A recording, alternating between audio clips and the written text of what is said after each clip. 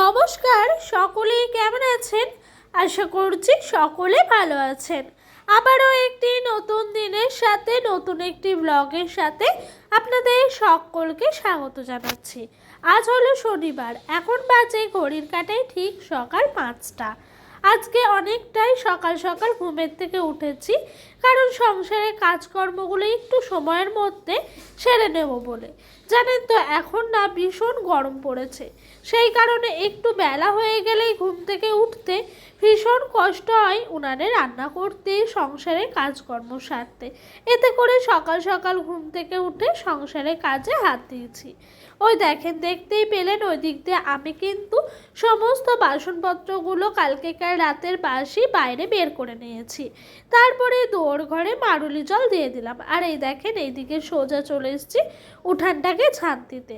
আর জানেন তো, আমাদের গ্রামের মানুষের মধ্যে একটি নিয়ম আছে, মানে সূর্যি মামা ওঠার আগে নাকি দৌড় ঘরে জল দিতে হয়। আর সূর্যি মামা 5:30 থেকে 6টা নাগাদই উঠে পড়েন। সেই কারণে জানেন তো, যতটা পারা যায় সকালে উঠে পড়ি। আর এটার পেছনেও একটি কারণ আছে, এতে করে নাকি সংসারের সুখ শান্তি সমৃদ্ধ বজায় থাকে। এতে করে আরও একটু সকাল সকাল উঠে সংসারের কাজকর্মগুলো সারার আগে দৌড় ঘরে জল দিয়ে দিই। ওদিক দিয়ে আমার কিন্তু বাড়ির সামনে পেছনে সমস্ত উঠানটা ঝাঁট দেওয়া হয়ে গেছে। আর এখন চলে এসেছি একেবারে কুয়োর ধারে যে উঠানটি রয়েছে ওটিকে ঝাঁট দিয়ে নিতে। জানেন তো, সকালবেলা পাখির এই সুন্দর ডাক, তার সাথে হালকা স্নিগ্ধ বাতাস পেয়ে সংসারে কাজকর্মগুলো করার এনার্জিটা আরও দ্বিগুণ হয়ে যায়। ওই দেখেন ওই দিক দিয়ে উঠানটাকে ঝাঁট দিয়ে দিয়েছি, ঝাঁটাটাকে একেবারে কুয়োর পাড়ে রেখে দিয়েছি। কালকে রাতে আমি ডোডো কেউই খায়নি, তবে ডোডোর বাবা খেয়েছিল। তো বেশি একটা বাসন বেরোনি, কয়েকটা বাটি টাটি বেরিয়েছে। আর সন্ধ্যাবেলায় চা করা হয়েছিল, ওই চায়ের বাসনটি বেরিয়েছে।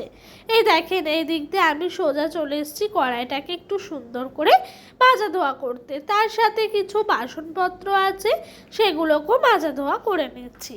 জানেন তো, সকাল সকাল যদি বাসনপত্রগুলো ধুয়ে কাজকর্মগুলো হয়ে যায় তাহলে বেশ ভাল লাগে।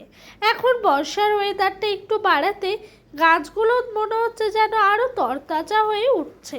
তবে আমি এদিক দিয়ে কাজ করছি। ওই দেখেন, দেখতে পাচ্ছেন মাঠে সবাই চলে এসছে কাজের জন্য।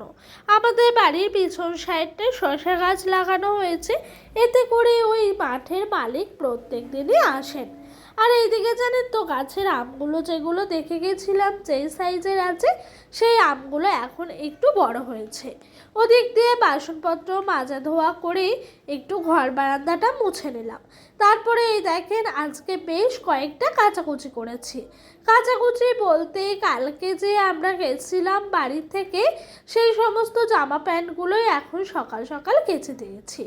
আজকে সকালে বেশ একটু রোদ্দুর উঠেছে, ভালোই লাগছে, রোদ্দুরটা হালকা হালকা গায়ে পড়ছে আর কাজকর্মগুলো করতে।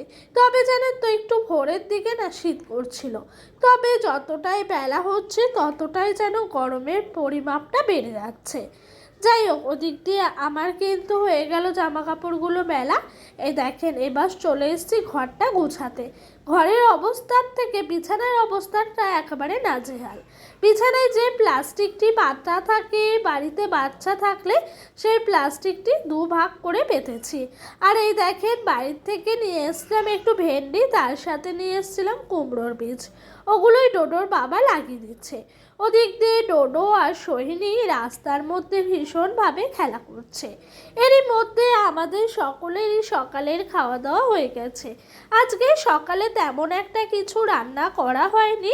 সকালে হয়েছিল আলু সিদ্ধ ভাত, আর কালকেকার কিছুটা মাংসর তরকারি রয়ে গেছিল, সেগুলোই একটু সকালে খাওয়া দাওয়া হলো, বাসনপত্র মাজা হলো। আর এখন এসছি জানেন তো উনানটি ধরাতে। তবে এখন পাতাগুলি সমস্ত শেষ হয়ে গেছে। এই যে দেখতে পাচ্ছেন, এই পাতাগুলো দিয়েই কিন্তু উনানটি ধরাচ্ছি। এখন এই কদিন কঞ্চি দিয়ে বা কাঠ দিয়ে রান্না করতে হবে, যেহেতু এখন বর্ষাকাল। এই বর্ষার সিজনে জানেন তো পাতা টাতা সেরকমভাবে চলে না। তবে এখন একটুখানি ওই যে কঞ্চি কাঞ্চা দিয়ে রান্না বান্নাগুলো সারতে হবে। জানেন তো ভোর 5টায় ঘুমের থেকে উঠে সেই যে কাজকর্ম শুরু করেছি, তার সাথে রান্না বান্না সমস্ত কিছুই কিন্তু এভাবেই করতে হয়েছে ঝটপট করে। এই দেখেন কঞ্চিগুলো যে কেটে রাখা ছিল সেই সমস্ত কঞ্চিগুলো ধরিয়ে দিচ্ছি। উনানটি ধরাতে খুব একটা কষ্টকর হয়নি, যেহেতু পাতাগুলো ছিল সেই কারণে উনানটা বেশ ঝটপট করে ধরে গেছে। আর এই যে প্রথমে ভাত বসিয়ে দিয়েছি। আজ জানেন তো বৈশাখ মাসের শেষ শনিবার, তাই আমাদের এখানে এই ভবপাগলার মেলা হয়। জানেন তো সকলেই মেলাতে যায়, তো সেই কারণে আজকে সেরকমভাবে কিছু করিনি, করেছি সয়াবিন দিয়ে আলু দিয়ে তরকারি। আর জানেন তো এরই মধ্যে আলু ভাজাও হয়ে গেছে, তার সাথে লাস্টে একটু ডালটি সম্বার দেব, তাহলেই কিন্তু রান্নাবান্না হয়ে যাবে। আজকে অনেকটাই তাড়াতাড়ি রান্নাবান্নাটি বসিয়েছি, ওই 10টা নাগাদ। জানেন তাড়াতাড়ি ওঠার একটাই কিন্তু ফায়দা আছে, তাড়াতাড়ি উঠে পড়তে পারলে কাজকর্মগুলোও তাড়াতাড়ি হয়ে যায় সময়ের মধ্যে, আর রান্নাবান্নাটাও বসাতে পারি। ওদিক দিয়ে এরই মধ্যে আমার সমস্ত কাজকর্ম হয়ে গেছে। ডোডোকে স্নান করিয়ে ঘুম পাড়িয়ে দিয়েছি। আর বাড়ি এসে জানেন তো এই প্রথমে ওষুধের বক্সটাকে একটু ধুয়ে নিয়েছিলাম। এই বক্সটি আমার যখন প্রথম কনসিভ করি তখনই কিন্তু আমার মা দিয়েছিল, মানে দিদি দিয়েছিল মাকে, তো মাও আবার আমাকে দিয়েছিল। সেই থেকে আমার কাছে রাখা আছে, আর ফেরত দেওয়া হয়নি। আর এই বক্সের মধ্যে কিন্তু সমস্ত ওষুধপত্র রাখা থাকে ডোডোর, তার সাথে আমাদেরও কিছু থাকে। ওই ওআরএসের পাতাগুলো দেখতে পাচ্ছেন, ডোডোর যে এখন শরীর খারাপ হয়েছিল তখন কিন্তু ওআরএসের পাতাগুলোকে কেনা হয়েছিল। জানেন তো আগের বছর ডোডোর যখন ভীষণ শরীর খারাপ হয়েছিল তখন ওকে একটু ডাক্তারের কাছে নিয়ে যেতে হয়েছিল। তো সেই ডাক্তার যে ওআরএসগুলো দিয়েছিল 6 পাতা, তার মধ্যে একটি পাতা রয়ে গেছিলো।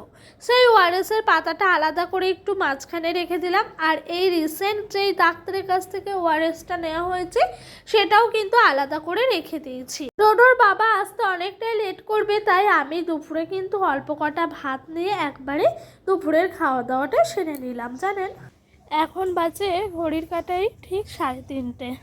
খাওয়া দাওয়া করার পর আর শুতে ইচ্ছা করলো না, তাই ভাবলাম মাঠটাকে একটু দু চোখ ভরে দেখে আসি। আপনাদেরকে সঙ্গে করে নিয়ে যাচ্ছি মাঠের ওখানে। আর জানেন তো এই দিকটা এখন বর্ষাকাল হয়ে গেছে, জায়গাটুকুলো না ভীষণ স্যাঁতস্যাঁত করছে। চলেন আপনাদের দৃশ্যটা দেখায়, কত সুন্দর লাগছে। এই যে দেখেন, চিনতে পাচ্ছেন এই জায়গাটিকে? আমি যখন গেছিলাম গাছগুলো একদম ছোট্ট ছোট্ট ছিল, তবে এখন গাছগুলো বড় হয়ে গেছে, তার সাথে খুঁটি করে দিয়েছে। এক একটি বাঁশকে 4 ফালা করে কেটে এক একটা করে খুঁটি দেওয়া হয়েছে।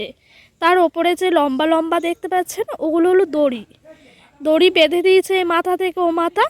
আর শশা গাছগুলোকে পুরো এই যে দেখেন লাগিয়ে দিয়েছেন, গোড়ার সাথে বেঁধে দিয়েছে। এই গাছগুলো পুরো লতিয়ে লতিয়ে উঠবে। আর এই যে দড়িগুলো দেখতে পাচ্ছেন, এই দড়িগুলোর মধ্যে এই গাছগুলো পুরো ছেয়ে যাবে। পুরো জায়গাটা ধরে এই জমিটায় চাষ করা হয়েছে শশা গাছ। আর ওই যে ওই দেখেন ওইদিকে পাট শাক গাছগুলো দেখতে পাচ্ছেন, আপনাদেরকে আগে আমি একদিন দেখিয়েছিলাম গাছগুলো কত ছোট ছোট ছিল। এই 10টা দিনের মধ্যে কিছু পরিবর্তন দেখি না দেখি, বাপের বাড়ি থেকে এসে গাছগুলোর পরিবর্তন কিন্তু পুরো নিজের স্বচক্ষে দেখতে পেলাম। আর এই যে এই গাছগুলো দেখিয়েছিলাম অনেকটাই ছোট ছোট ছিল, গাছগুলো এখন মোটামুটিভাবে বড় হয়েছে। তবে এই গাছগুলো এখনও এরকম খুঁটি দেওয়ার মতো হয়নি, হলে পরে নিশ্চয়ই ওনারা দেবেন। আর ওই যে এই জমিগুলো পার করেই এই যে দেখতে পাচ্ছেন আম বাগানগুলো হয়ে আছে। জানেন তারপরে ঘরে আসলাম, ডোডোর পাপা ডিভিডি আজ একটু নামিয়েছে। আর আমি বললাম একটু বিয়ের ক্যাসেটটা চালাও না, অনেক দিন দেখা হয় না, দেখলে বেশ নিজের মানুষদেরকেও একটু দেখা যায়।